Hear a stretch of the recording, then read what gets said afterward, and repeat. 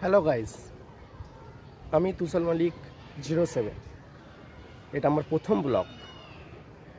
জানি না কোথা থেকে স্টার্টিং করতে হবে, কি বলতে হবে, কি বললে তোমাদের ভালো লাগবে।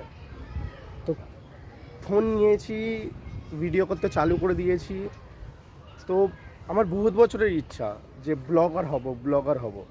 ঠিক আছে, তো বন্ধুবান্ধব কী বলবে, ফ্যামিলি কি বলবে, মানে একটা ভয়, একটা লজ্জা, ক্যামেরার সামনে কি বলবো, মানে বুঝতে পারছিলাম না। তো ফাইনালি বহুত বছর পর দিমাকে এখন ভালোভাবে এইছে, আমাকে কেউ সাপোর্ট করেছে কালকে রাত্রিরে। তো কালকে রাত্রিরে খুব ভাবছিলাম আমি যে করব।